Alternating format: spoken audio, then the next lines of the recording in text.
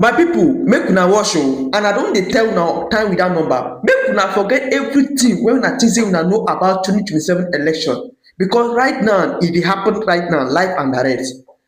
There is a live clash between Peter Obi, Rotimi Amaechi, Sowore and Adebayo with other presidential candidates who are going to represent Nigeria in 2027. This live clash has exposed so many things that people need to know and people need to see on this live clash. What Amaechi review has left everyone stunned. Is the 2027 already over before it even started? Today we are breaking down the winner, the loser, and one shocker that changes everything about 2027 election race. Make una watch this live clash. How Sowore reviews everything about Peter Obi. Say Peter Obi is not a rightful person. No. How look at who Peter Obi is, and Peter Obi on the other hand says something that make Nigeria love him the most on this live clash. Let's watch and see with your own eyes. We'll be right back. Is next electoral chapter. We have before you today leading presidential hopefuls and possibly take some questions from us. I shall now, as the time is spent, hand over. Nigerians are tired of listening to slogans. They're tired of listening to speeches, especially as we march towards a very consequential elections. The big question for today is not who wants to be the president. The question is, president for what? And so in this session, we're going to be asking the presidential candidates not what they want to do, but how they're going to do it, how they are going to fund the reforms, but more importantly, whether they are able to provide some of the questions that Nigerians are asking. And the questions are simple.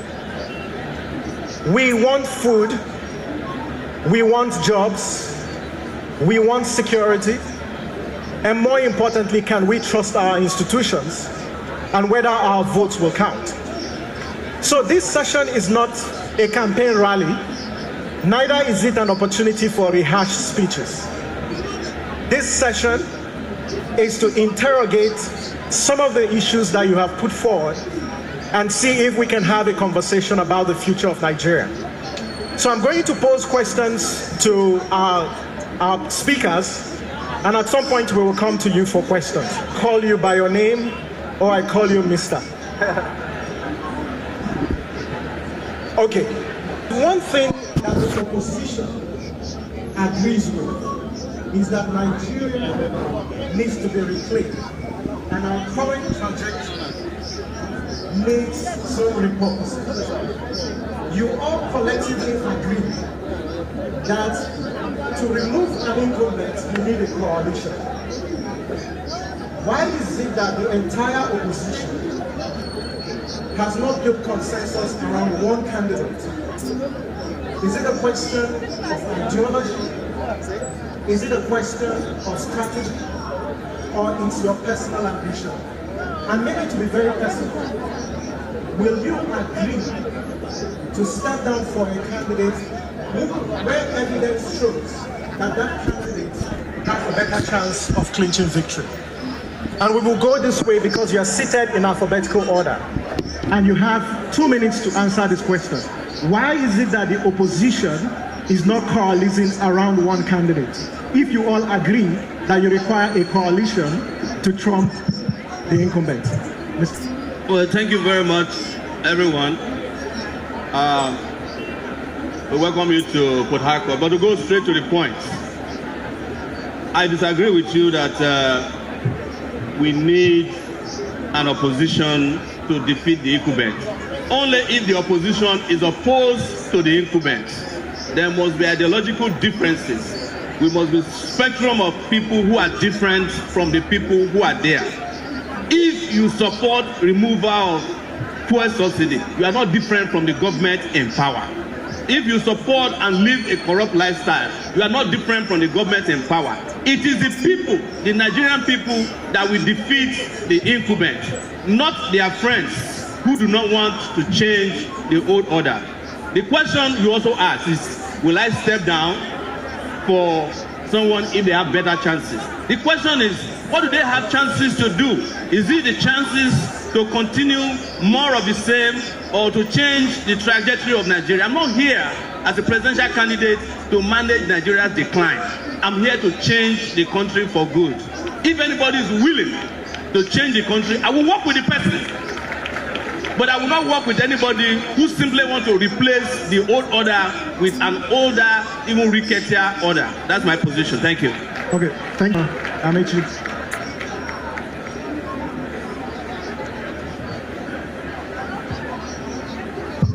Well, I bring greetings from former Vice President Atiku, who has directed that I represent him in this conference. Maybe he chose me not only because I'm the vice presidential candidate, but because I'm also a lawyer. Coalition as it is today is difficult to achieve. If it is possible, I'm sure that Vice President Atiku will be willing to participate. But the difficulty in it is everybody has ambition. Nobody wants to give up. There are very few politicians who are in love with Nigeria.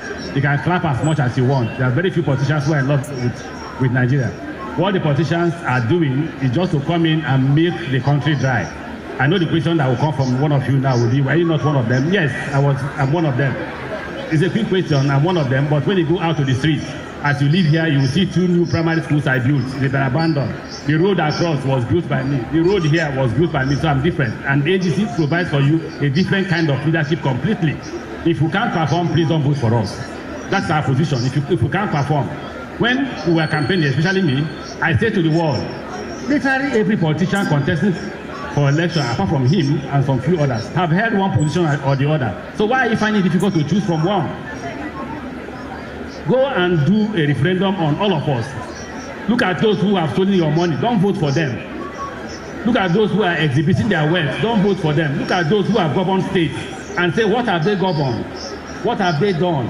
So coalition may not be able to work because individual politicians have their ambitions and they don't want to give up. And since they don't want to give up, Nigerians should come together and vote for experience and capacity. That's what I think.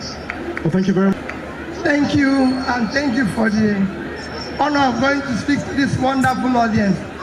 Well, when you talk about coalitions, the first is to ask, coalition for what? If the coalition is for good governance, to tackle the issues affecting Nigeria, I agree on it, and I still think it can be achieved. However, when we talk about coalition, we have to first examine people's records, starting from their background, their competence, their capacity, their commitment and character to be able to drive that new process. If we have somebody who I'm convinced will do that work, of course, yes, we're already talking with each other. How do we come together? Today, the most important thing we need here is unity. But that will be unity of purpose. Unity.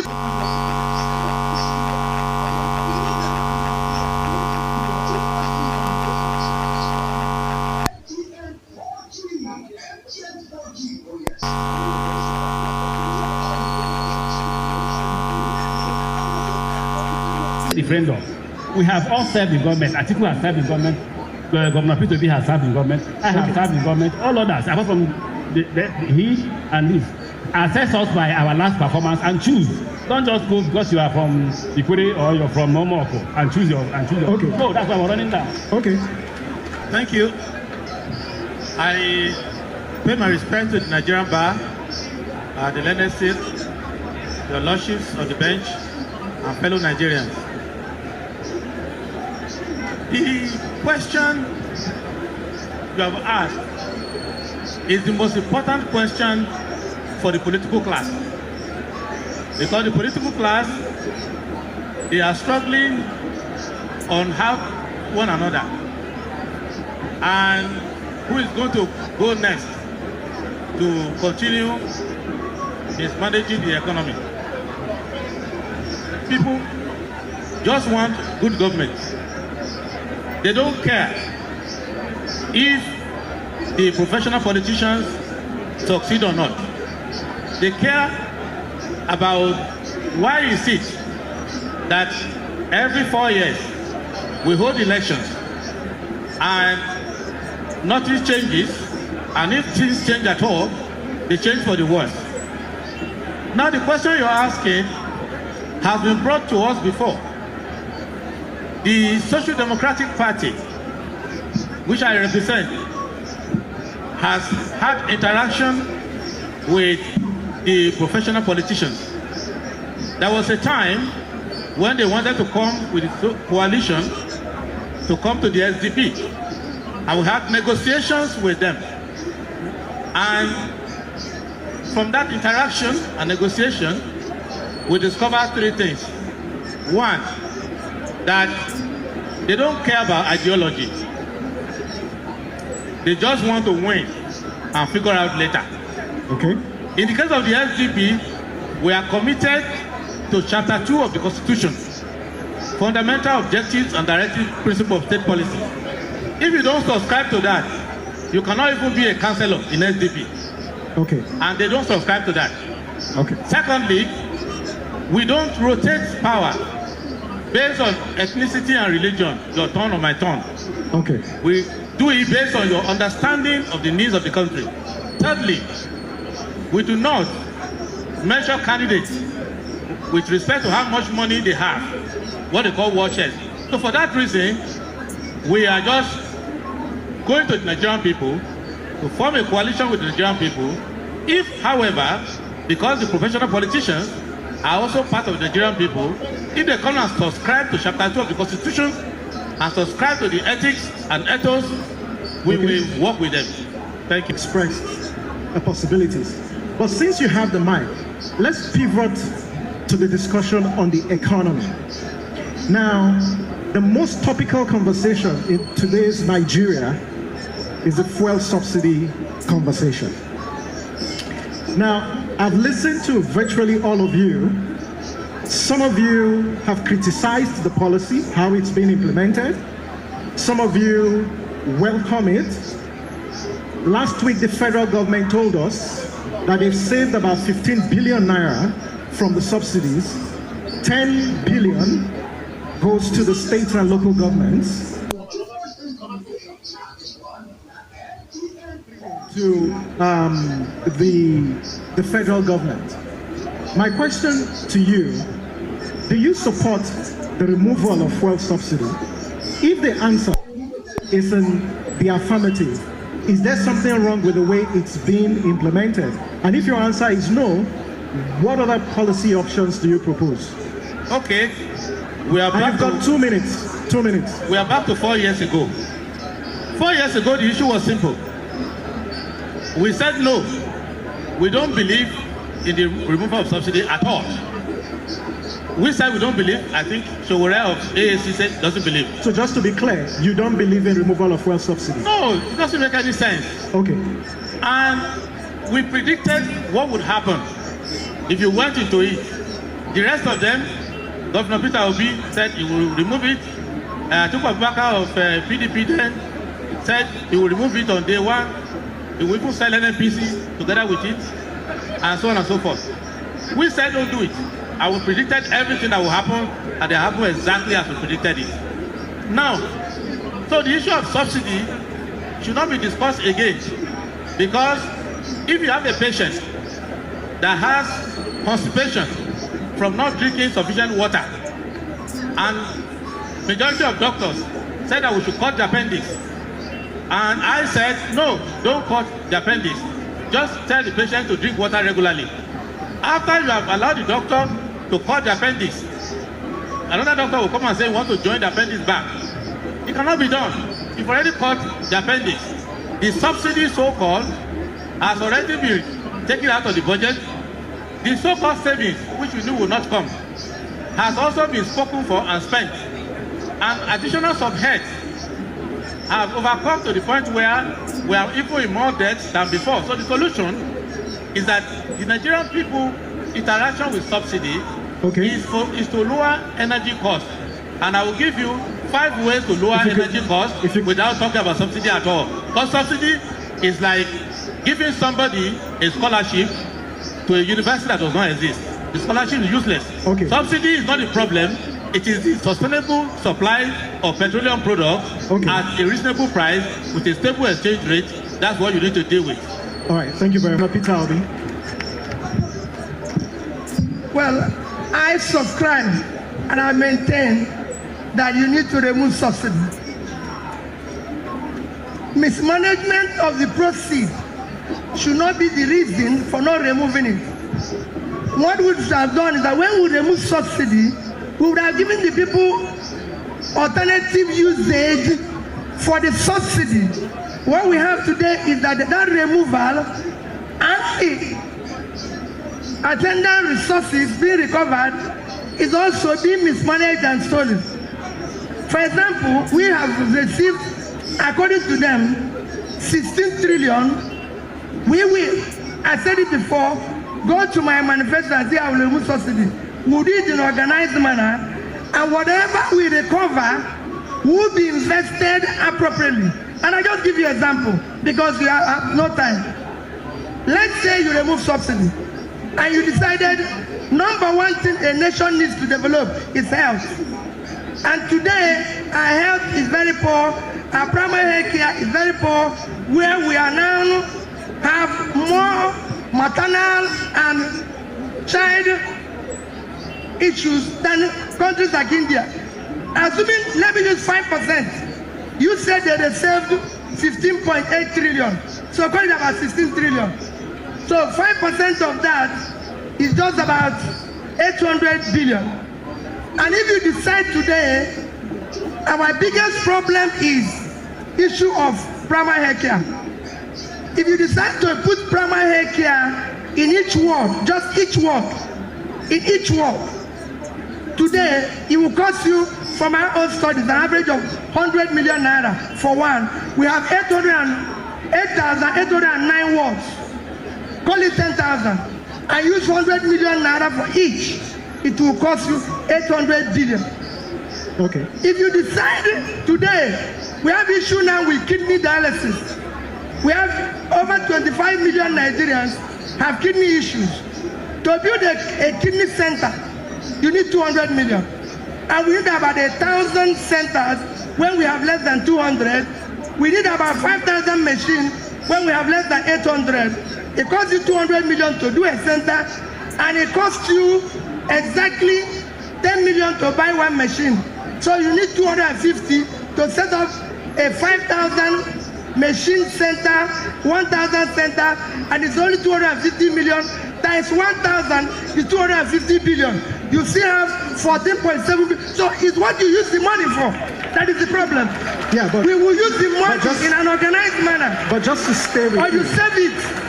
If they have saved the money and decide to do like any other country, we would have had $10 billion added to our sovereign wealth fund, which if you add it today, we'll be getting about $10 billion every month, which we can use for purpose. So don't say because people use the money they're supposed to utilize very well for party, and you say no, we should bring back. What I've said is that people in government have asked Nigerians to fast. Okay. They cannot be feasting when Nigerians are fasting. Yeah, but Governor Peter Obi, the government will tell with health. They will tell you they've rolled out several health programs. There's the health guards, there's the free cancer treatment. There are several health programs. I can tell you there's none. I'm going around. I don't believe I physically go around. And I can tell you, we have less than 10 cancer centers in the whole of Nigeria. Okay, let's come to so your principal issued a policy, a statement just a few days ago, and it appears he has deviated from his previous position. Is that true? I want to address the conference standing. Nigeria is in a state of shock. poor people are dying every day. The reason why people are dying is that when I tell Nigerian economists that we have no economy, they say it's not true, we have an economy. But an economy that does not provide money in the pocket of Nigerians is not an economy. Any economist who says we are making progress and there is poverty in the pockets of Nigerians must be a very bad economist. Now, let me give you figures. Now, currently, we have 11.8 million vehicles. Industries are not working, so we assume that consumption of the industries are not as much as the vehicles. Where is this subsidy money going to? It's going to the private pockets of your president. I call them Alibaba and the 40 thieves. If anybody goes into office as president and allows you to continue to suffer, the person is a wicked man. It will take us 2-3 years to be able to reverse this economy to a productive economy. Anybody who tells you that is a magician. If he tells you that in 1-2-3 years he will turn the economy around, is a person must be lying. What Vice President Atiku is proposing is not to deviate from removal of subsidy or not. He's saying that in the first 4 years that we take back this office, we will put money in the pockets of Nigerians to be able to buy this fuel. And we're not funding. Can you listen? Can you listen? Thank you. Please, can you listen? Thank you. I'm coming to the how. The how is we will encourage local production. We will only subsidize local production. How is you provide cheap crude for them to refine and sell at a cheap cost. That way individuals will be able to buy fuel. Now, when they are not able to provide subsidy to provide for cheap production, what happens? You are paying more for electricity, you are paying more for transportation. Everything in the economy is running helter-skelter. We will provide you with all the necessary tools for subsidy for only local production to encourage employment, which will create jobs. Whoever says it's not possible should wait and see. Thank you very much. Please, I'd like to make a passionate appeal. Those of us who are standing here, we are recording emergency situations. People are collapsing behind. Please, we plead with you, if you can create space so we don't record to economy. Your turn. We're talking fuel subsidy. Where you stand, should we remove fuel subsidy? And if we do, what do we do with the savings? And if your position is no. If there's anyone who has been consistent about non-removal of fuel subsidy, it has been me. And it took Amaechi and his principal almost 10 years to catch up with me. They have now reversed their position on fuel subsidy. The question about subsidy is, who are you subsidizing? You are subsidizing the elite, you are subsidizing the governors. The only people who are doing well since they removed subsidy are the governors of states. And when they talk about subsidy, they make it sound like they have not removed subsidy before. I was a student in 1989, they removed subsidy. In 1990, they removed subsidy. They said Nigeria will be better. We are in 2026, they are still removing subsidy. They are robbing Peter Obi to pay Tinubu. That is what removal of subsidy is all about. The poor people of this country only benefit from subsidy from petrol, gasoline. There is no subsidy on kerosene. What did they build with it? There's no subsidy on A1 jet fuel. What did they build with it? Please, don't let these politicians lie to you. I love one thing that Amaechi said. He said, apart from Sowore and Adebayo, the rest of us have been in government and we have failed. They have no business coming back. Yes. It is, you guys should be apologizing to the Nigerian people. Let me say one more thing. Stop lying. Let me say one Stop more lying, Sowore. No. I said judge us by our achievements. No, I'm adding failure to it. Say so. Say so, don't put it. One other thing I want to say is that when it comes to subsidy, right, transportation policy is important. We have a former governor of Rivers State here, Amaechi, who built a rail line that went nowhere. If that rail line was working, subsidy would have been working for the people of Rivers State. Okay. I'm not attacking you, okay, but your records are here in Rivers State. Okay. And we cannot ignore that those of you who have governed before, who refuse to subsidize your people. Peter Obi did not subsidize education in state. Lecturers and doctors went on strike for 13 months. Okay. You may like him as a person, but he did not perform as a governor. That is the truth. Okay. And we can't keep pretending that there's nothing wrong with Nigeria. Thank you very much. People have run Nigeria up to this point. Thank you very much. I will not remove subsidy. Thank you. Because the poor in Nigeria needs to be subsidized instead of the rich. We are already subsidizing them with waivers. We are subsidizing their lifestyle. They are driving convoys and big stars and air jets. Thank you. We have a duty to return power to the people and subsidize the poor. Thank you very much.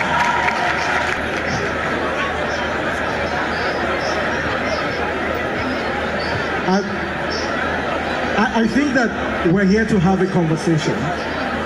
And in this conversation, I would like to implore, because yes, you have a right of reply, but we will not have a productive conversation if we do this back and forth. So please, as much as possible, let's refrain from any form of attack so we can have, a very robust discussion. Now, let's talk about security. You want to reply? Okay, I give you 1 minute to reply. You can turn on the mic. I know Sowore very well. He knows I know him very well. Play to the gallery will not make you win the election. You will not win. Now, why Sowore will not win is not you shouted. There are no more than 24,000 lawyers who are here, and there are 93 million voters. So 24,000 should vote for Sowore and see whether he will win. That's not the issue. Let's go to what he said. Who are those from Lagos? There is Lagos Ibadan Railway is working or not? In my time, it was working. I don't know what's happening under Tinubu. There is Abuja Kaduna Rail working or not? What happened? Now, where are Rivers lawyers? Please take Sowore around. Where are the Rivers lawyers who are present? Take Sowore around. Okay. Sowore, I said I built that road. I built this road. I built this primary school. I built that primary school. Sowore, what is your experience? All right, go when politicians are talking, close your mouth. Yes, you have the right of reply. Yes, you have the floor.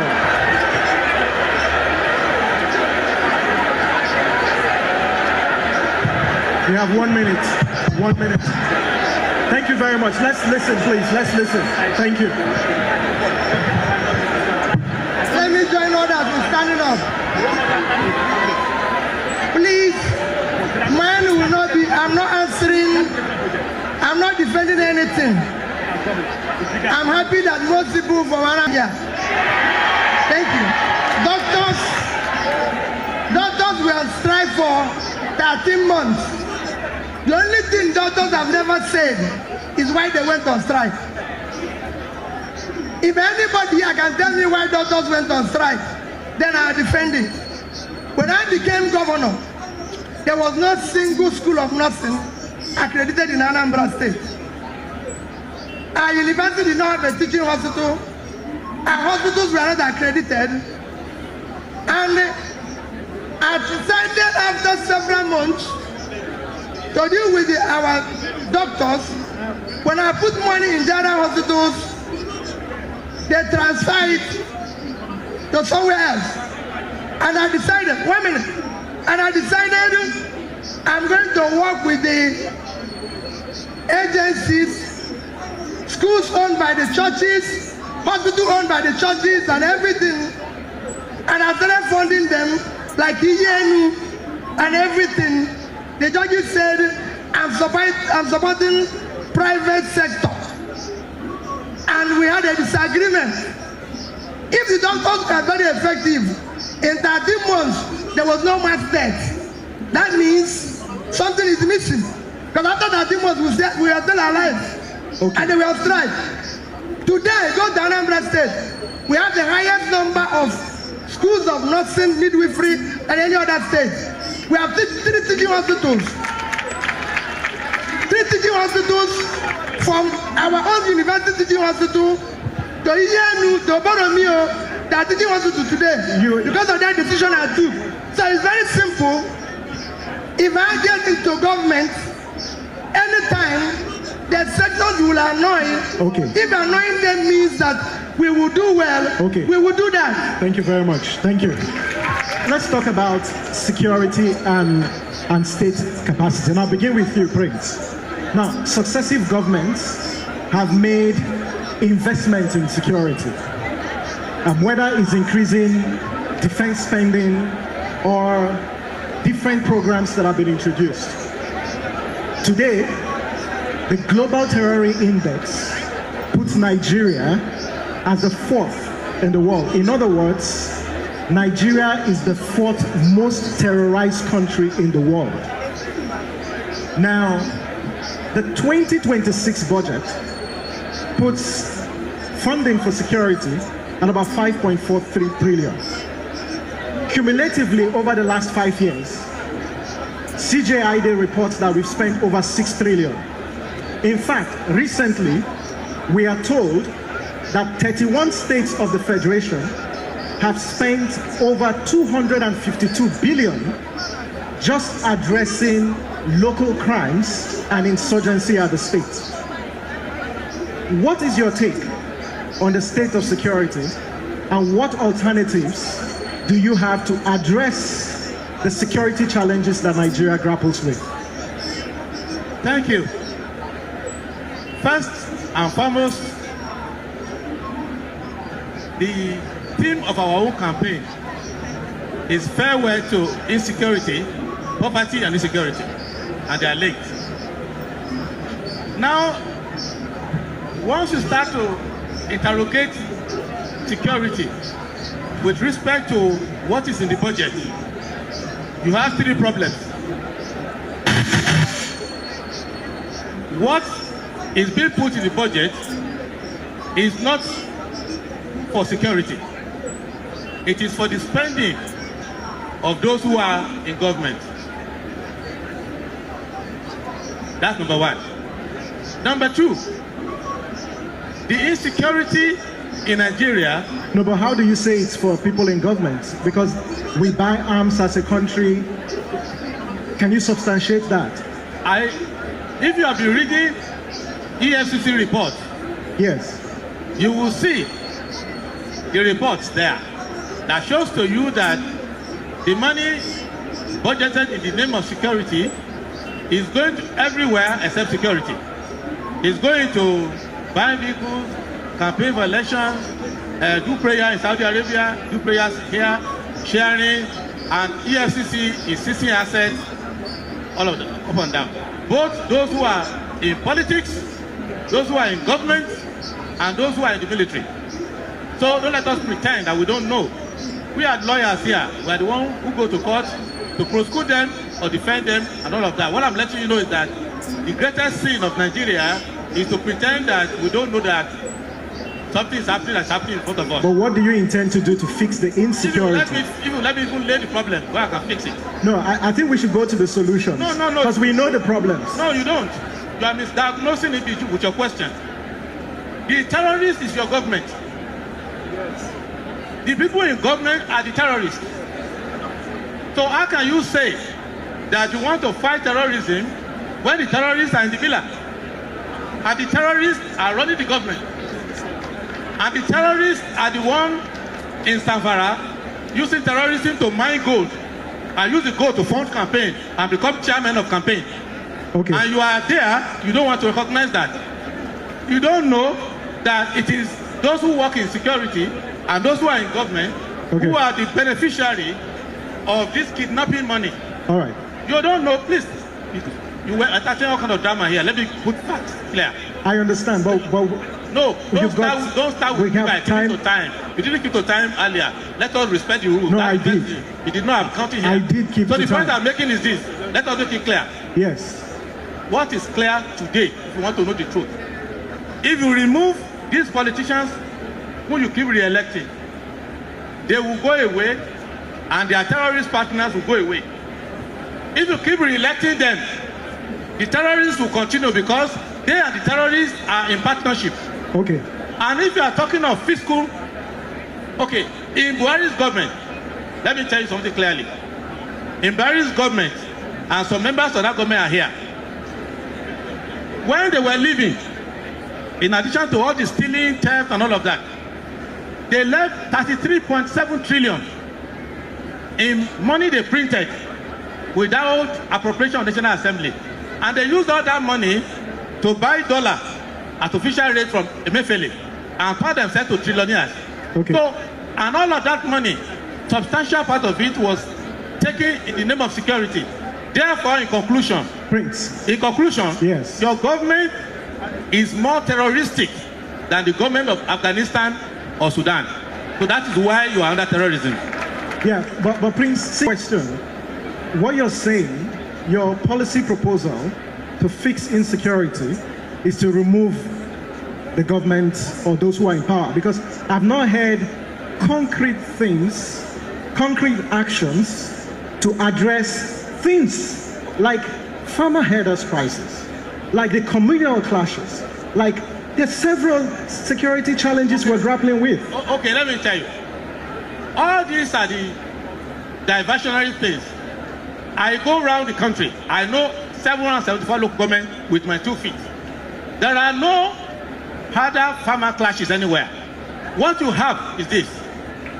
The people who kill the local communities are not herders. I'm a herder myself. I'm closer to 1 million number of cattle I have, and I've not killed anybody before. So what I'm letting you know is that the government of Nigeria has the thing I'm going to do 3 things. Yeah. 1, if you govern the mining cadastre properly and identify miners and let miners know that in any territory where you are operating, you are responsible for any killings there, because the killing that is going on in Nigeria is the killing of people trying to displace people from areas where they identify resources. Secondly, the Office of National Security Advisor, as passed by the ONSA Act, I will amend it. Okay. Because that is where they were housing all the problems that are now managing insecurity expenditure framework. I'm sorry, I have to cut you. The last point. If you can do that in 30 seconds. The last point. You will need to give Nigerians a people's army. I will reorganize the armed forces, not the empty creation of divisions by President Tinubu, where a whole division is not up to the strength of a brigade. I will create new divisions in that, so that the people of Nigeria in Rivers State here, they will be the one running the armed forces to protect them, as you see in England, in Germany, in many places. Those are the things you would do. But if you have terrorists in government, thank you very much. Any of these things. Yeah, thank you very much. Governor Peter Obi. Well, it's a very simple, for me, we have a very serious insecurity problem, which there's a lot of things people can look at. But my own method of looking at it is, first, you need to do a comprehensive overhaul of study of our strategy to security problem today. You need to audit the architecture that is driving that strategy and look at security from human security. So if you are going to deal with the issue of security, you have to do it from 2 areas. A, you need to look at the issue of poverty. Start tackling poverty and joblessness. The more you put people out of poverty, the more you reduce insecurity. It is a known fact everywhere.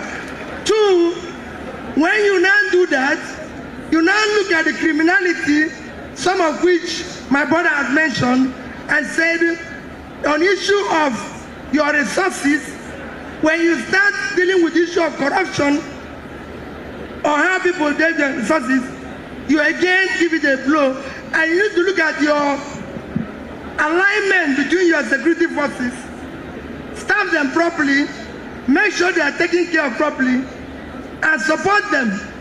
With that, you will address insecurity considerably. Also, supporting local vigilantes. I can tell you, as governor in Anambra State, we pay directly for an office of the governor for vigilantes in each community, what each community pick up, arm their people, and that was how we were able to manage insecurity. And that you can do nationally. Deal with the local communities. They know those who are criminals among them. But you need to pull people out of poverty. You need to realign your strategy. You need to support communities. You will reduce it drastically. Thank you. Thank you very much. I will plead with you to give me more time. The reason why I'm pleading with you is that I'm the only person who has fought insecurity amongst all of us here. When I took over as governor of Rivers State, it was a no-go area. Nobody could visit, and I took a decision. What decision did I take? I withdrew all soldiers from roadblocks. Go back to your barracks. And they did. And the GOC was scared and was mad. They said, why? I said, I know what I'm doing. The first thing I did was, I agreed with Governor Peter Obi that insecurity is a product of poverty. So the first thing is not physical policing, is economy. What did we do? We decided to build over 500 primary schools. For each primary school, you employ 50 persons. We decided to build over 300 health centers. For each health center, you employ 50 persons. We decided to build over 200 roads. For each road, you employed 500 persons. Then, once the economy started improving, crime began to reduce. So, that's why I give more time. Just wait, don't clap. Because I say judge us by our performance and make your decisions. Now, after that, what did we do? We engaged Nigerian security. What's the problem? Equipment, we buy you the equipment. We went to the president and sought for approval to buy all the necessary equipment that they needed, and we bought them. We made sure there are consequences for action. So the kidnappers had to choose between two options. Option A, I kidnap you, I run the risk of losing my life because they will shoot. Or I go to take the employment at the health center or at road construction or primary school, and I live my life. And they were paid monthly. At the end of every month, everybody received the salary. What did I do? I declared free education. And free education was me going to school, establishing parent teachers community association. I paid the school fees of every child. Every child. I paid it to the association, and I asked them to run the school from that. The responsibility of government is just to pay salaries. I made sure that every health center can take you free of charge. How did I handle that? I went to each health center and paid the doctor for every patient he saw. I paid the doctor for the patient. He billed, I said, bill every patient. We paid. That's why when we talk about subsidies, he said, what is government doing with their money? What is government actually doing? You have removed subsidy from this, petrol. You have removed subsidy from electricity. What are you doing with the money? The money is going to Alibaba and the 40 thieves. Sorry, sir. Hold on. Because I will go to what are we going to do differently from them? What Atiku's government will do differently from them, whether 1 minute or two, please. It's about policy. It's not about coming here to showcase. Now, what will the government of Atiku going to do differently from them? If we ensure that we deal with the economy that puts money in the pockets of individuals, then we'll go back to what they are doing now, what Buhari did. What did Buhari do? He got Chad, Benin Republic and others to work together with us. Intelligence gathering, being able to identify these criminals. But if you don't put money in the hands of Nigerians, no matter what you do, crime will be on the rise. If today lawyers can't pay their salaries, if you're not careful, some lawyers will become criminals because crime pays. When you do that and you begin to identify intelligence, key, When I was governor, I knew where everybody was. I knew who was doing what. I knew who entered a hotel and came out of a hotel and anywhere you went to. And that information was passed to me every day. And I knew what to do. Thank you. 13,200 teachers at the group. I'm going to go straight to my solution to security. Because not only did I study security, I covered the security in Nigeria, I identified the problem. There are 3 stages to solve this problem. The first, of course, is to stop the bleeding. And by this, we must motivate our security agencies. We must provide internationally based standardized system of security. I'm the guy who said I will employ a drone as the Minister of Defense. I'm not joking. I hate the bureaucracy that caused the problem of insecurity in Nigeria. But most importantly, nobody wants to go and die for you when you are paying them 56,000 naira per month. I'm talking about security agencies. I'm the guy who proposed 500,000 minimum wage, and people said it will cause inflation. And I'm asking, why is it that when your senators who do nothing are taking 30 million naira per month, it doesn't cause inflation? Why is it that the governor can steal 1 trillion naira that we all know it doesn't cause inflation? It's only when we want to pay workers who are risking their lives that we talk about inflation. The second aspect of it is, of course, a medium-term process, which includes the job of you lawyers, enforcement of our laws, so that people who perpetrate insecurity don't get away with it. And I'm talking about not only the kidnappers, but their backers. I know, and I agree with my friend, the lawyer there, Adewale, that Nigerian leaders are criminals. They are involved in insecurity. They use their houses, their vehicles, they use their influence. If a major kidnapper is arrested, all these governors can confess to you, they were former governors. The people that intervene on their behalf are rich people. They are the ones who bail them out of the police station. They are the ones who make sure that the legal system doesn't work against. You lawyers know this. You know it. You confront these problems when you are litigating and process. Some of you participate in it. I'm not accusing you lawyers of participating in crime, but some of you do. You help them escape justice. Don't stop me, because you don't stop the big men. I did stop. Yes. But most importantly, and that's the last part, that's very important, we cannot solve insecurity in Nigeria without addressing inequalities.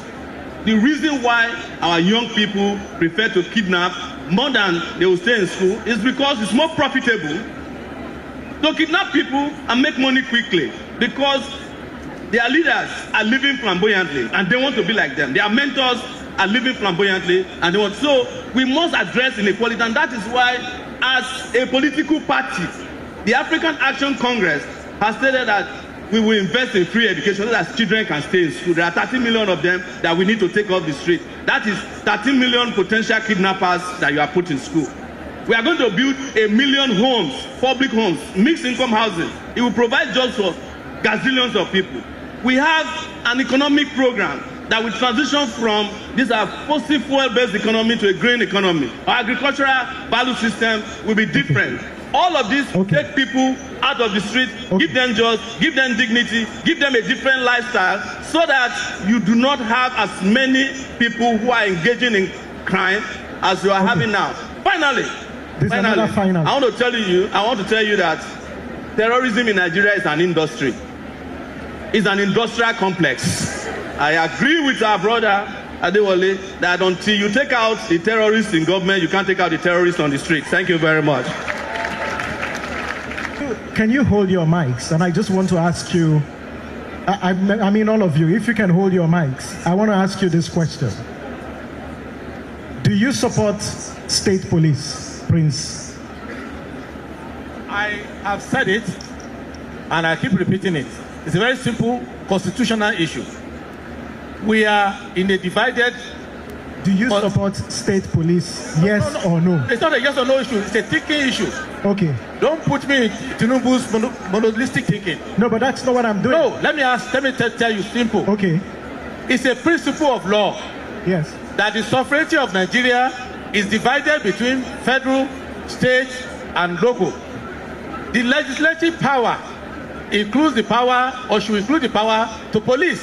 Any level of government that has the legislative capacity to make laws should have capacity to create a police to enforce that law. It is not a political slogan. If I can make laws, I should be able to create police to enforce my law. No level of government should depend on another level to enforce its own law. If you come to River State and kill somebody, it's against the laws of River State to kill somebody in River State. River State should not need Abuja to help them apprehend you. Well, every level of government should be able to create its own law enforcement mechanism, including policies, because you all have their own courts. Will I be right if I say you support? Does that mean you support state police? I support police at every level of government. Federal, its own police. State, its own police. Local government, its own police, because that is how it should be in federalism. If you are practicing federalism, it's not a gift from the federal government to the state. It's an inherent right of every level of government to create its own policy system. The reason why you are discussing it because under the military, they use decree to abolish the policies, and they use decree to give you a constitution that is not federalistic enough. Okay, so what's your position? The current proposal is a trick. Is a what? It's a trick. Oh, trick? A trick by President Tinubu to fool everybody. Okay, Governor Peter Obi, where do you stand? Well, if you had said police debate did not start today, it actually was mentioned when we were in office. Like he said, I believe that every level of government to the community should have a form of their own security system. It's not whether you call it state or police or anything. They should have their own security system. Like it's been mentioned here, issue of kidnapping. Everybody knows that as governor, if you kidnap somebody, you the kidnapper and your house will go down. So it's a very simple thing. We have a law to back it up. So every level of government should be able to have their own form of security system, including the community. That's why I said I bought vehicles for over 200 communities, including the markets, including the churches in Anambra State, to provide their own security. Not the way they are doing it now, as if it's a gift. It should be a properly articulated system that is properly supported and funded, so we don't create another arm that will become terrorists. Thank you. Huh? Okay. Yeah, they'll just bring it. Yeah. Yes, you can proceed, Governor Amaechi. You can proceed. Again, I come with the issue of experience. As the former chairman of Governors Forum, the Governors Forum met and decided to support, some of us decided to support state police, others refused. When we voted, those who refused won. And I thank God they won, because my idea has changed. In place of state police, I support community policing. But I need to talk with Vice President Atiku to know what his views about policing is. But for me, as an individual, do I support state police? No, I support community policing. Why? Balance of forces. If in every village you have community policing, then the criminals won't come into the village, because they know that as they are carrying weapons, there are enough policemen with weapons to resist them. The reason why they are successful is that there are not enough security forces in those communities where they invade. So for me, I support community policing, but for my presidential candidate, I need to speak with him to know what is his ideas. Okay, is there a difference between state police and community police? Yes. What's the difference? Yes. Don't forget, I'm the vice presidential candidate. It means that he and I will sit in virtually nearly every issue. We will discuss that. But what is the difference between state police? State police is funded by the state and controlled by the state. Community police is at the local level. And the idea is not who controls it, actually. The idea is to know who is a criminal, to know how to manage each community. So, for instance, I come from Ubima. If the criminal is in Omawa, he can't come to Ubima because there is a police station and there are armed men who can take them on. All right, yes. Support federal police. I support state police. I support local government police. I support campus police. I support even township police, and we already have all of them. But I have a proposal. We must remove security vote from governors. Put it in an escrow account, so that if we hire state police, if they don't pay them, we pay them from that escrow account. It will be dangerous to have irresponsible police commissioners in the hands of the governors. I am a person who suffers from police abuse on a regular basis. It is in my own interest, personal safety, not to support irresponsible policing. Let's ensure that if we are a federation, we are truly a federation. And what that means is, I don't know why we are debating state police. The Constitution has made it clear. All the federating units must be able to control their own security. But your governors are stealing local government money. We must make sure that they have autonomy.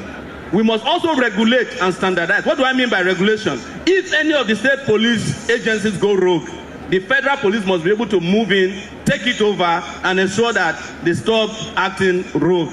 That is the only part of my own caveat regarding state police. Otherwise, I support policing at all levels. And also, they already have police at all levels. What is Amotekun? It's state police. What are the vigilantes doing? It's state policing. What is Agune Chamber? It's state police. The difference is Agune Chamber is rogue. We need somebody who will be able to go there and control them if the governor is misusing those powers. That's the only difference. Okay. But I want to tell my friend, Governor Amaechi, since he's not in touch with his presidential candidate, join us. You have lost touch with your presidential candidate. It's not too late to join our party and let us liberate this country. But you will not be vice presidential candidate to me. We have already chosen one. Thank you very much. Okay, colleagues, we've been joined by the presidential candidates, former governor of Cross River State, Donald Duke. You're welcome to the panel. Let's give him a round of applause. Thank you. I'd want to give you time to catch your breath, because we've had a very riveting conversation cutting across the economy, the security, which is where we are. But before we go into discussion around just with this discourse on security, can you tell this organ what alternative policy propositions you have to deal with the insecurity challenges that Nigeria grapples with? My colleagues, and my apologies for coming late. There's a general principle of governance that anything that is essential must be local. So for instance, if water or electricity were essential, you have to localize it. You couldn't produce water, for instance, from Sokoto and pipe it down to Port Harcourt. Security is local and has to be, it's essential and has to be local. Bearing that in mind, obviously I support devolution of policing, but that's only one aspect of it. The fear is the abuse. To get around that, I think the first charge is, let's deal with our judiciary. As long as our judiciary is not up to scratch, then there'll always be that fear. So it works, judiciary and policing, it's all law and order. If we don't get the judiciary right, where there's recourse to abuse, because it will be abused. Even the federal police is abused daily. So the abuse will be there, but now you're devolving the abuse, as it were. If you have a weak judiciary, if you have the kind of judiciary we have now, and I'm not here to exculpate the judiciary, but if you don't do anything about it at that level, then the fears that have been expressed by various sources and various people would be real. Now, are we going to have a perfect system? No. But let's remember one thing. 80% of policing is intelligence gathering. Only 20% is enforcement. As it were, the intelligence aspect of our security is very, very weak. You would think, for instance, that Boko Haram, that has been around with us for over 15 years, we should have infiltrated their ranks by now to know who they are, how they operate, the source of funding. We're still groping in the dark. Foreign countries have more intelligence about our environment than we do. We spend more time in enforcement than intelligence gathering. And like I said earlier, intelligence gathering is 80% of policing work, but they go hand in hand. We can postulate all the virtues of local or state policing or local policing, community policing. But if you don't have a strong stopgap in the judiciary or the magisterial level or whatever levels, okay, I think it'll be an exercise in futility. Thank you. And the question is, what's your position on fuel subsidy? Do you support its removal, or its, I wouldn't say retention now, because it's non-existent at the moment? But what's your position on fuel subsidy? You can't remove what doesn't exist. I postulate there's nothing like fuel subsidy. You see, from every barrel of oil, there are about 7 or 8 products, depending on the type of crude oil you have. Some even have as much as 12, right? The ones that really pertain or concern us are PMS, petrol, and diesel, largely, maybe LPG. Now, if you refine it, there's some that, like aviation fuel and all that, those that have premium value. Petrol, because it's an engine, and diesel, because it's a fuel that runs your economy, and it's a gift that nature has provided us with. Honestly, economically, there's no subsidy in that thing, right? Because you see, when we were doing swaps, we said about 300,000 barrels of oil in exchange for petrol. No one ever mentioned the byproducts. No one knows what went to it. And that's why I believe it's the biggest scam that has been perpetrated in this country. I don't believe there's a subsidy. But even then, look at it from another angle. If you, for instance, the moderator, you are a farmer, you produce 10 tons of maize annually, and you consume 1 to keep your workers going, to keep your family going, are you subsidizing your family? This is a gift that nature's endowed us with. We cannot compare the price of petrol, where we produce or we have the raw material for, with that operating in countries that do not have. Okay. Right? You've got to use what you've got to get what you want. And okay. So one last word. For me, the overall essence of government is productivity of its people. So if that is the vision or the mission statement of government, all the factors that have to do with productivity must be made abundantly available. Okay. We have all known forms of energy, from the crudest, which is slavery. Slavery was about energy, to hydrocarbons, solar, water, you name it. The other argument people come up with, which I find nonsensical, is that, if energy is cheap, yes, petrol is cheap, yeah, it'll find its way across the borders. Are you going to punish your citizens due to your inability to police your borders? And besides, you can dye your petrol a peculiar color. You have NIA and all these agencies around, and they can trace it back. But I think there's a lot of mental laziness when it comes to the administration of the country. Okay.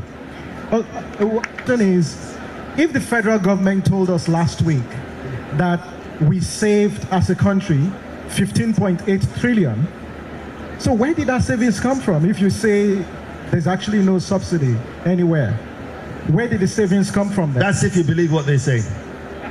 Are you saying the federal government is lying to us? That's if you believe what they say. I'll repeat that. I don't believe what they say. And I've been privileged to be involved. This whole subsidy thing started during the reign of General Abacha, right? And I was a member of the National Economic Intelligence Committee at the time. And we went through the books one after the other in great detail. You can sell petrol in this country at 200 naira a liter if you wanted to, because there are other products to be sold. And besides, it's the engine of your economy. The inflation you fight today is, you see, look, the central bank puts interest at 30-something%. That is negative for productivity. And they'll tell you it's based on inflation. It's not the interest rates on the banks that cause inflation. It's the ballooning of government. Okay. Spending recklessly and not investigating the things that really cause. Our monetary policy and fiscal policy are disconnected completely. One works against the other. Okay. National. Now, in Nigeria, it seems as if it is all politics without governance. We don't know where policy should stop and governance should begin. Year in, year out, we always ask for change. What changed in particular? Now, we have candidates, very intelligent, bright candidates. I must give kudos. I'm Cross River. I'm the former governor of Cross River State. Yeah, I must have to acknowledge that. Now, we have very intelligent candidates, Mr. Peter Obi, and the likes of, and everybody. But the question is this. Thank you. What change? What policy drive? What consistency are we bringing to the table, other than winning elections in Nigeria? Thank you very much. My name is Dr. Chioma Emuka. I'm directing my questions to a former governor, Mr. Peter Obi. Under Maslow's hierarchy of need, we know that in that pyramid, the widest part of it talks about food and shelter. And in Nigeria today, we are living an austere life. Abject poverty has taken over. And under your campaign, there's this slogan, we don't give shishi. Madam, your question. Yes, that's your the question. Your question. Under that, people are saying that we don't give shishi means forget prosperity and welfare of the people. So, sir, we want to, that's what people are saying. Why some people are saying, thank you. Forget private workshop. Thank you. On it. Thank you, ma'am. Thank you. Number 3. No, I'm next. Okay. We have always been talking about we are the leaders of tomorrow. Okay. I am getting older. Okay. I cannot even afford. Observed over the years that INEC spends billions, hundreds of billions conducting elections. People stay in the sun, under the sun, morning till evening to cast their vote. But ultimately, the decision of who gets elected lies with the courts.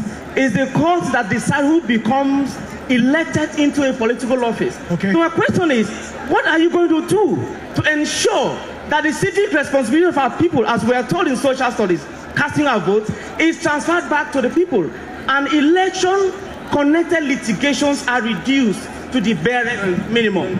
Okay. Thank you so much. My name is Oba Jefan from MBA Owerri branch. The problem of Nigeria is institutional failure. The individuals are stronger than the institution. And in a situation where the individuals are stronger than the institution will be as good as dead. Your question. Your Excellency, Mr. Peter Obi, I have a personal question to you on behalf of the bar. Please, the question is, what will you do if you happen to emerge as the President, Federal Republic of Nigeria, on the issues of individual being stronger than the institution? And what would this institution, how would this institution regain its powerful nature? Thank you, sir. That question. Candic Elijah, my question is to all the candidates. And I want to know, our country is divided, very divided along ethnic, religious, and other divides. So how will you bring about unity? Because when we have issues and they are not addressed as a national issue, but ethnicity and religion comes to play, we cannot move forward. Then also, what about the right to self-defense? I'm sorry, we can only take one. We can only take one. Thank you very much. Blessing Isaac, and I stand here to ask this question as it affects democracy and governance. Democracy and governance, you know, when we refer to its dichotomy for the South and northern Nigeria, for instance, and other parts of the country as well, can we say that Nigeria has positively benefited from the dividends of democracy and governance as it stands today? Or is democracy particularly for the political elites of this country? Thank you. I'll take Madam, yes. Good afternoon. My name is Judahana Sylvanus Ekeng, and my question is directed to Sir Peter Obi. Have you considered that technology may be the major solution to the problems in this country as far as security is concerned? Statistically, persons over 23 have increased in the amount of bank apps that they have. have we considered the possibility of geo-tracking, that a person who is facing an insecurity crisis can easily tap an app on their phone and inform the government of their last known location? Have we considered technology as a means to address issues of insecurity? Thank you. The lady. Okay. My name is Abdurazak Saadotu, and my question is directed to all the presidential aspirants here. Now, you made mention of providing long-term solutions to the insecurity issues that is currently ravaging Nigeria. Now, the issue is that we need a short-term solutions. What are those short-term solutions you have for us? Okay. Now to the Senate. I just want to ask all the presidential candidates of all the political parties here to respond to this question. In a country where the president declared that it is his turn, in a country where the president said all is fair in politics, in a country where the president says grab it and run away with it, what are you individually and your party doing to make sure that elections will count and our votes will be protected? Individually, you and your political party, what are you going to do, or what are you doing to make sure that votes will count and the process will be transparent in a country where there's already a declaration by a president? Okay, no, just hold on. Abba, the Premier of Africa. My question is directed to Mr. Peter Obi. We have 25 million out of school children. We have 17 million naira in die starvation currently. We have over 40% unemployment rate, and we have over 60% of multi-dimensional poverty in all areas of human affairs. Okay. What can you do, and how can you do to remedy this situation within a timeline of 3 years? Thank you very much. The question is this. I am surprised. Who are you? Can you introduce yourself? My name is His Royal Highness Oba Rufus Olarewaju Ajayi Arilewola II. Kabiyesi. Thank you very much. I am surprised none of the presidential candidates say anything about the fundamental flaw of Nigerian character in the constitution that we are operating right now.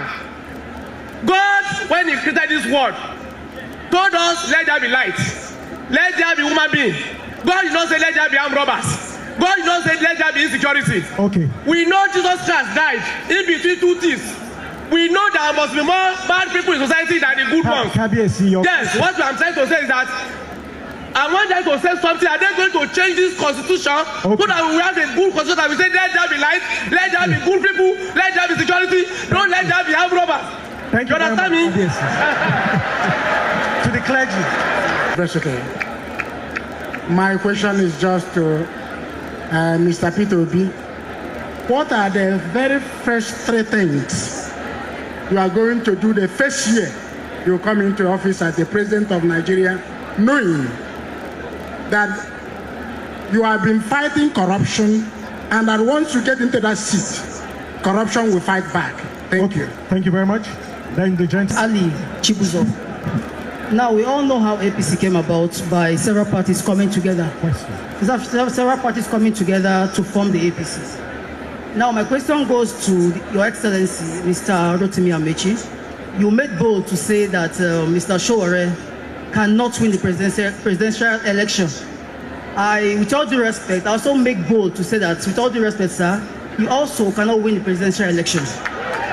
Why can't all of you come together to have one party? Okay. Because we know that Mr. Peter Obi is the most popular of all the candidates here. So why can't you come together and give him the support to go against the status quo? Thank you very much. My name is Prince Charles Ibe. I am from Enugu State. My question is on what bothers all of us. Number 1, I am from the north. I am an Hausa man. I am from the east. I'm an Igbo man. I am from Lagos. I am a Yoruba man. The question. How do we deal with the issue of ethnicity in this land? Thank you very much. Thank you, sir. I will start with the person who said, I can't win the election. You know what I wanted to ask where he comes from. Where he comes from will give you the reason why he's asking the question. But again, among the opposition, the Atiku Amaechi ticket appears to be the brightest. If you look in this hall, I'm the politician. Don't shout. Most of you either be in court or waiting for court cases. I'm the politician. I've been a politician since the age of 22. I'm 61 today. So imagine 40-something years ago. Now, we have discussed coalition. So I'm surprised he's bringing it back. I will say to him, we are working hard. We need him on board to ensure that Atiku Amaechi ticket wins the election. Now, I would like to answer the guy who asked about all is fair in politics. I think it was Dino. What the president has done is that the president has declared war against Nigerians. He says all is fair in politics. And I agree with him. All is fair in Nigerian politics. We will not come to court. Don't bother your head. Don't bother yourself. Election will be won and lost on the field. Because the president has said you must win on the field. Because the court has become unnecessary arbiter of nothing. So I agree with the president that he says all is fair in politics. You saw Oshun, right? Citizens had their own matches, had their own ballot papers, had everything to themselves, right? If INEC man comes, they say, show us the result sheet. You must show the result sheet. If you don't show the result sheet, there will be no what? They won't let you do. When they finish seeing the result sheet, they say, show us the ballot papers. You show the ballot, but they count the ballot papers. When they finish counting and it's the same, they say, okay, let's start voting. After voting, what did they do? They say upload. Citizens' rights and citizens' enforcement of law. They say upload. They say you can't upload here. The one I love most was in Oshun. They hired a bus, put the man and the policeman inside the bus and drove into where they can get service to upload. When he uploaded, they left him to go. We will decide the president of Nigeria. You know why? Alibaba and the 40 thieves will not allow you to win. Because stealing is become a culture. I'm a student of culture. So the only way you can stop a thief is by making sure he does not win. Okay. That's my response to that. Unity. Check the ticket. Atiku and I are the only detribalized Nigerians on the ticket. Check Atiku. Check all his appointments. Check me. Check all my appointments. When I was Minister for Transport, I had Mamora as head of agencies. I had George Moalo as head of agencies. I had Dakuku as head of agencies. I had Hadiza as a head of agency. They come from different parts of Nigeria, including George Moalo. I am not President Tinubu. I won't appoint everybody from River State. Neither will Atiku appoint everybody from the north. Vote for us. Governor Amaechi, these people you called, some will say you didn't appoint them. The president appointed them. Oh, wait, okay, well, you're correct. I was a minister. But the law of all the laws say they shall be nominated by the Minister for Transport. That's what the law. Section 1 of MPA law says the Minister for Transport will nominate, and I nominated Hadiza. Go and ask her. And when I felt I was tired that she was not doing what I wanted her to do to get MPA to grow, I removed her and I went to the president. Okay. Asked George Moalo. I nominated George Moalo as, listen, when he walked into my office and said, we are being cheated from the southeast. I said, what are you being cheated for? He said, no appointment. I said, okay, get ready, you get an appointment. And he did. Go and ask Mamora. Mamora was my mate as speaker. I told Mamora, the best I can do for you is head of agency, and I did. So come on. Okay. The same with Atiku. Okay, thank you very much, Governor Peter Obi. Well, we are only told to answer.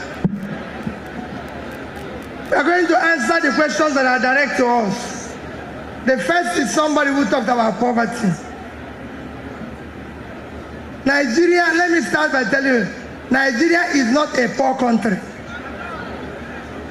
Nigeria is poor because those of us who are leaders are stealing the wealth of Nigeria and driving Nigeria into poverty. We can decide Nigeria is poor today because it's not a productive country. Somebody came here and talked about hunger. Yes, today, Nigeria is one of the hungriest countries of the world. We got worse in the past 3 years, where we now move from where we are to 109 in the hungriest country. Some of you might not know that in the past 2 years, Ukraine, that is at war, gave us grain to fight hunger. We are hungry because Nigeria is not a productive country.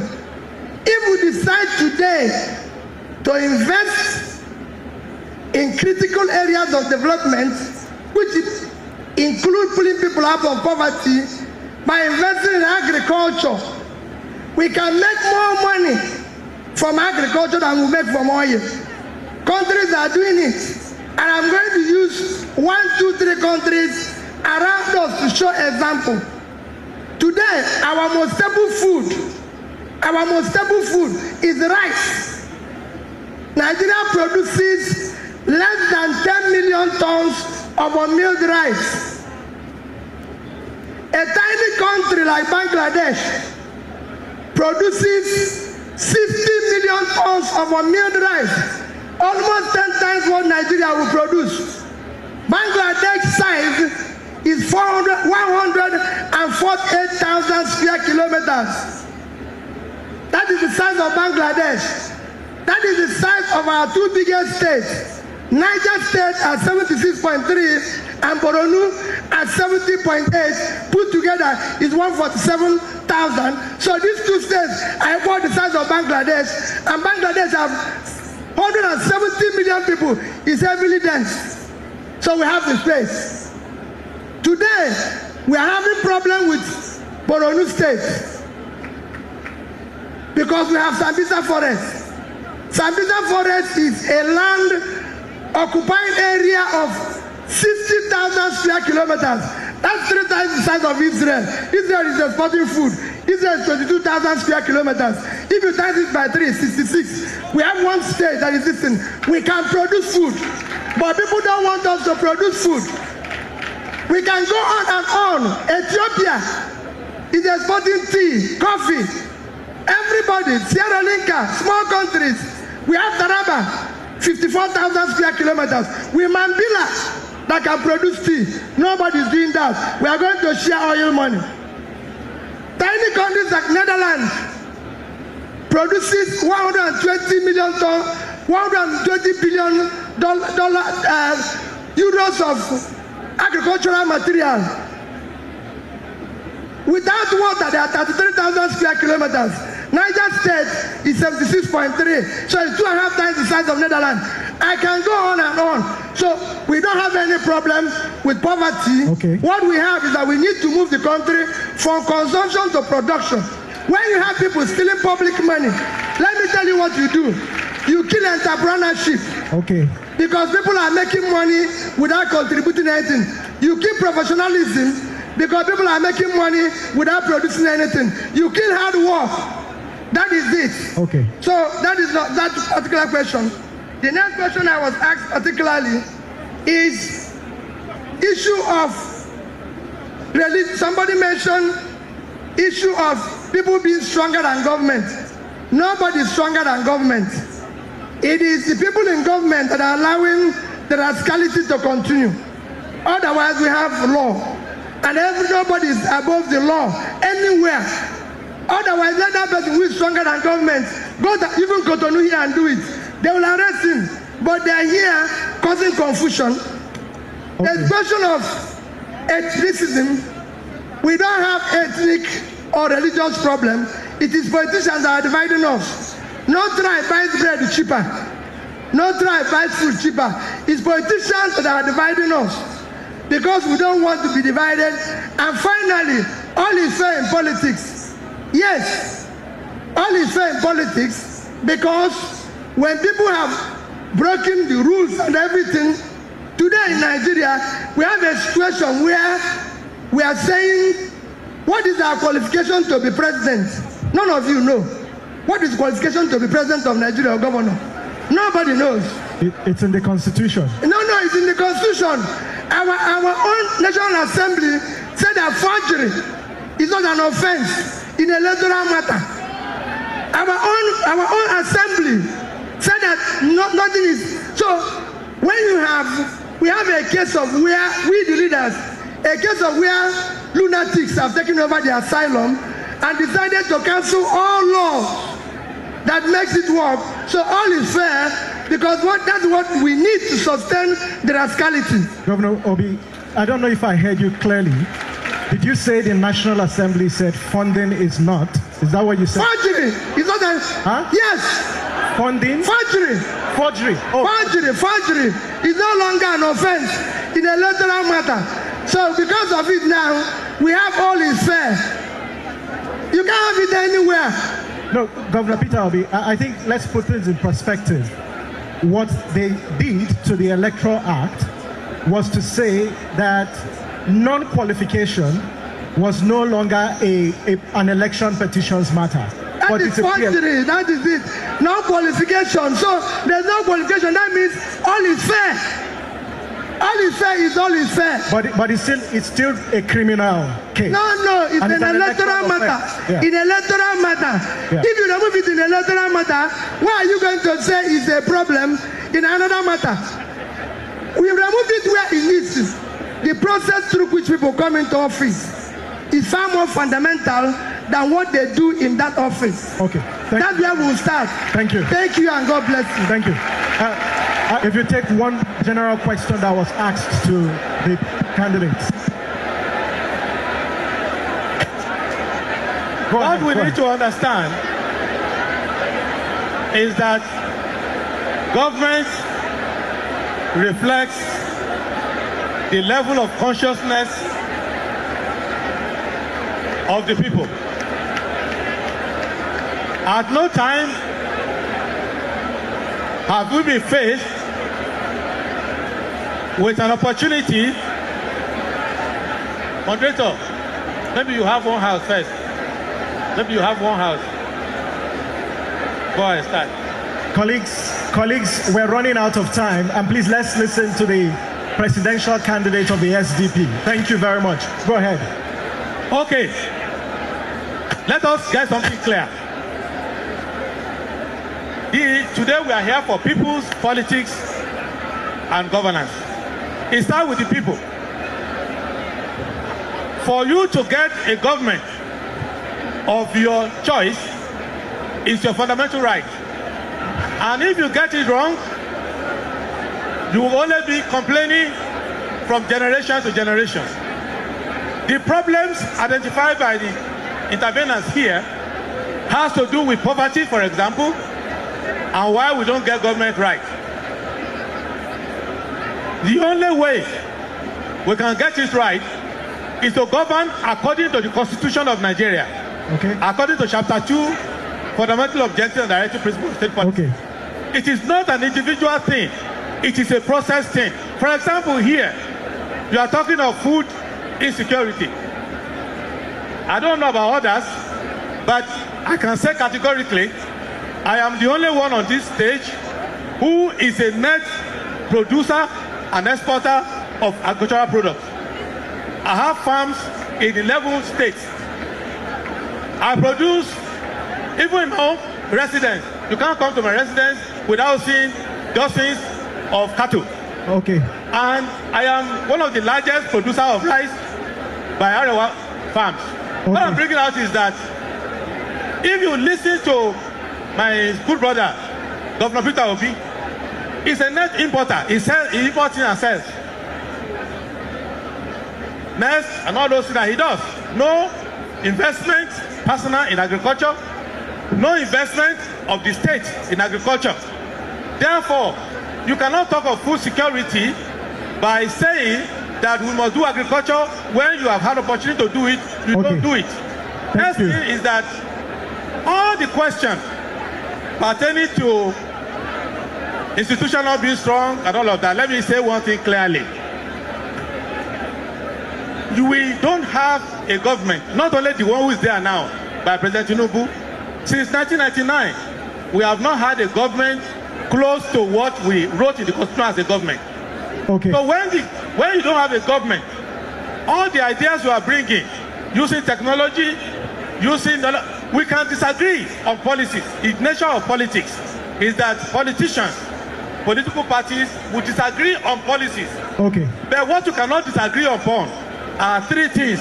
One, the method of forming a government by democratic elections. Two, the method of governing according to law. Appropriation Act must be obeyed. The priorities in Chapter 2 of the Constitution must be implemented. Three, there must be accountability and running away from corruption. If these are not your criteria, you will keep folding government after government, and the generation will pass away, and the problems that are simple to solve will remain with us for as long as possible. So your choice is to vote candidates and parties according to the issues and according to verifiable records. Thank you. Thank you very much, Governor. Well, I'm only interested in two of the questions asked. One was from Dino Melai, my former friend. Yes. And he was asking, and I agree with him truthfully, that how are we going to protect our votes? In case you don't know, there are people in this hall in large numbers in 2023 who voted in an election, said they won, and abandoned the mandate. They did nothing to fight for their mandate. Don't make that mistake of voting for those kind of people again in your life. I'm serious. I am standing here. If anybody takes a vote on an election I won, the person will not be president of Nigeria. I can assure you that. Even if we take my life. And it is the reason why we must not rely on judges and lawyers to determine our elections. I came here because I was told that to win election in Nigeria, you must be friendly with lawyers and judges. We don't want our elections to go to your courts again. We must determine the winner of the election on the day of the election, so that the only thing a lawyer will do in an election is to help us swear in the winner of the election. Nothing more, nothing less. If we can't get that, we shut down the country until we get the right leader who won an election. Second question is technology. Somebody asked that nobody spoke about technology. I'm the only person who has spoken about technology here today. And somebody was describing the Maslow hierarchy of needs. The one you know is outdated. The Maslow hierarchy of needs today, the number one need in that hierarchy is internet, data. Without it, you are dead. And that is what we want to bring into our country, to bring about a new economic order that is driven by cutting-edge technology. Our security, our food production, food security, even the calculation of how much we make, revenue and how it is leaking, will be done by blockchain technology. We are no longer going to rely on men in Agbada to be doing our accounting. They are stolen enough. Finally, and I promise you, anybody who stole from Nigeria in the past, I will make them vomit it as the president of Nigeria. I will create a special account where you will vomit the money, and we will use it to train our children that you deprive of education. Okay. We'll use it to pay. Don't stop me. When I'm talking about very important issues, you want to intervene. No, don't do that. We will use it to pay for our pensioners, our teachers, our soldiers, our policemen. It is not a cliche. People stole and ruined this country. We cannot be pretending that we will be friends with them when we are in government.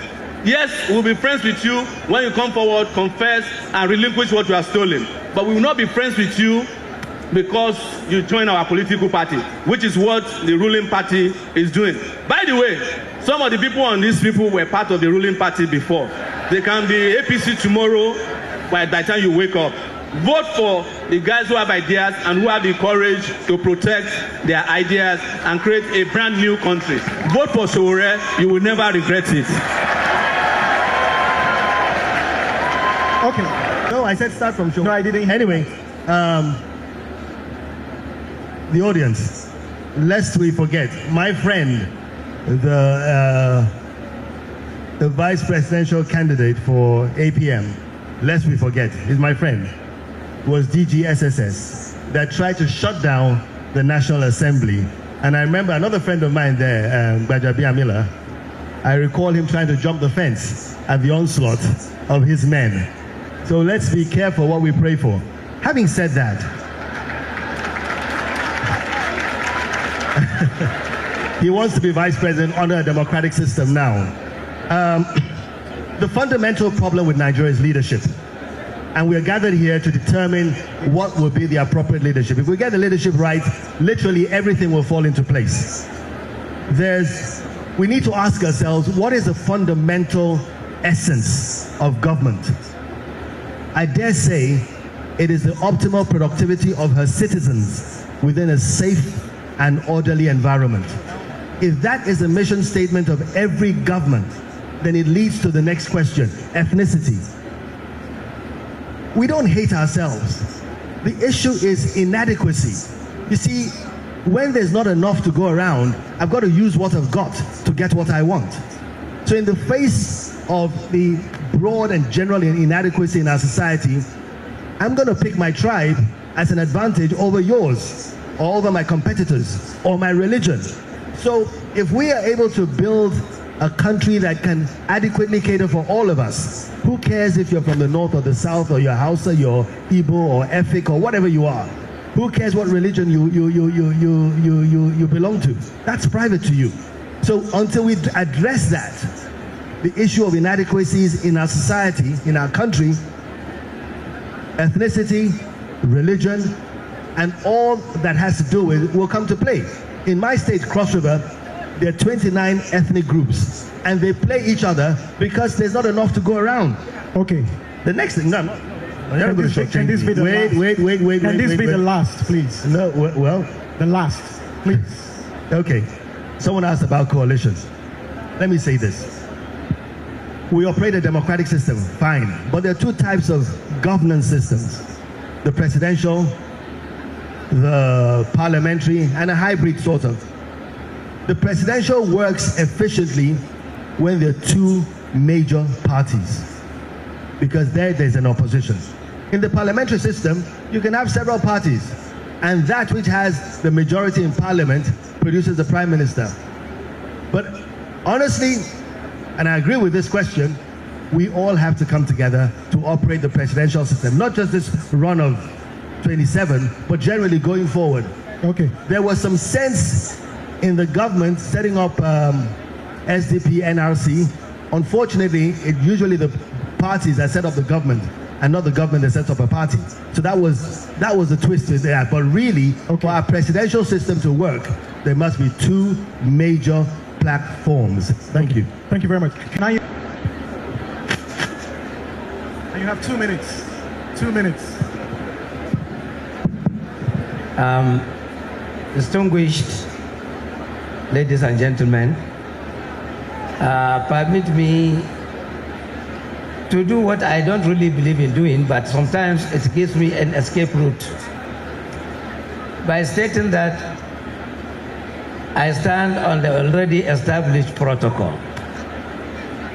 You know, sometimes from my background, when you say you stand on something or you agreed with something, if you don't really know the details, I think it is like trying to commit suicide. But all the same, I think in this very distinguished gathering, I can afford to just borrow and say I stand on the existing protocol which was established in my absence. I would like first of all to apologize for not coming on time because I spent almost 1.5 hours between the gate to this room. It's not really my fault, but I think because this gathering is a very important one to all of us in Nigeria. So please forgive me for the late coming.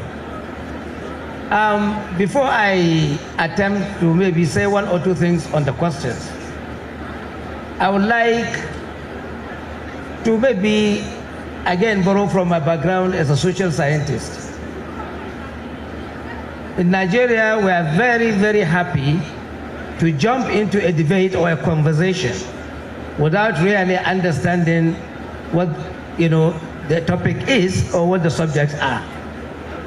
Here, I'm referring to the fact that we are all in agreement that there is a problem in Nigeria. But the question, which may sound so simple, but still very difficult to answer, and which is still not yet answered, is what is the problem with Nigeria. We even have some books written by very eminent Nigerians trying to, understand or tell us what they think the problem of Nigeria is.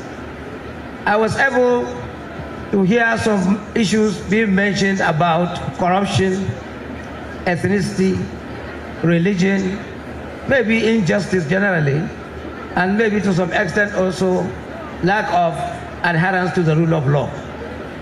But if we are really still to ask, have we gotten a definition of the problem with Nigeria?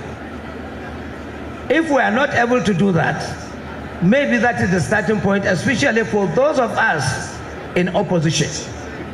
We seem to understand the problem, so to speak, but the way we act differently, which means our belief and our understanding of the problem is not really what we think it is. So maybe we'll try in the next couple of months, since the campaign has started, to do what Governor Peter Obi said, but I don't want to set another debate because we have been very close with him, even before I ventured into politics. In our convention in Bauchi about 2 weeks ago, I said as the chairman of that convention that we are set to reset. Now, I heard Mr. Peter Obi some few days ago when he gave a press conference talking about redesigning or resetting Nigeria. So at least you can see that the opposition are coming closer. And maybe there are a lot of other details that we may need to sit down and thrash out. But when you talk about 3 top priorities, sometimes I don't know what is sacrosanct about 100 days. I've been trying to follow 100 days since maybe the time I was in school. But then the argument being pushed forward don't seem to tally. Why 100 days? If someone is elected in Nigeria, is supposed to spend 4 years. But now somebody is saying 100 days. And there's no provision that if you don't really perform within the first 100 days, there is any sanction that is reserved for you. And we're not even near any election. Not even to talk of like the way they do in the United States midterm. Our election is first and last when the term expires. So but 100 days, to answer the question, the first and most important thing to do is to be able to pick people in the cabinet that have quality and that have capacity. Not people that you like or people that you feel should be close to you. We were there, we knew the major problem of democracy in Nigeria from the onset in 1999 has been continuous ignorance of security vetting reports being put forward to executives, whether at the state level or even at the national level, where people that are about to be nominated to sensitive offices may not have a favorable vetting report, but they will still go ahead using their executive power to appoint them.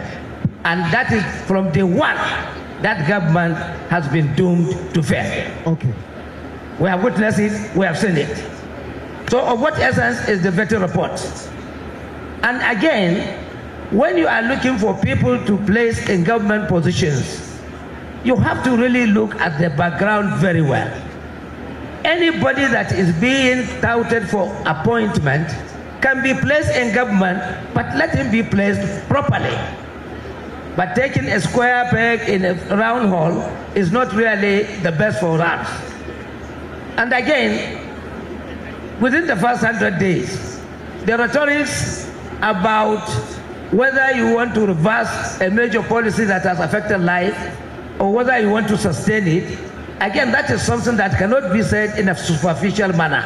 Okay. It is something that ought to really be even subjected to a debate by the larger Nigerian society or community. Okay. And therefore, I think the way we go about setting up to start our administration whenever we win election, I think it should be revisited. Okay. And then lastly, No, it's fine. You've answered all fine. the questions. Okay. Lastly, due to time, I would like to say we have an issue in this country.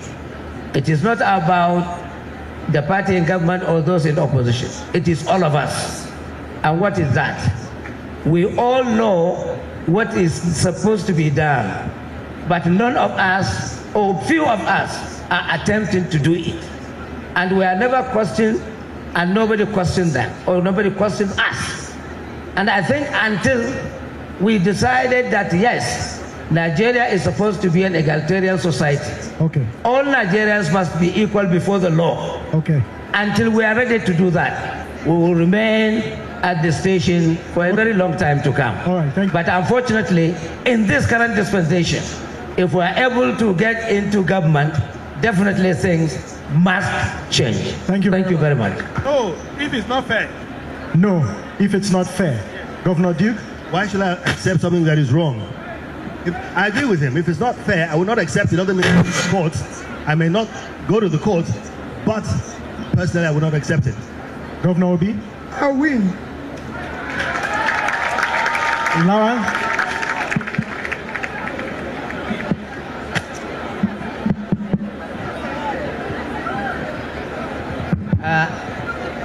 Definitely, if it is free and fair, we will accept. If not, we will not accept. Dr. Amaechi? There will be no need for the question. We are the most tribalized candidate, if you look at where we're coming from. So we win. We are not Yoruba, we are not Igbo, we are not Hausa, we are Nigerian candidate. There is no way we can win if we don't fight. And there's no way we can lose since we are fighters. Yes, we will win. No, we will not succeed if it's not free, fair, and credible. Thank you.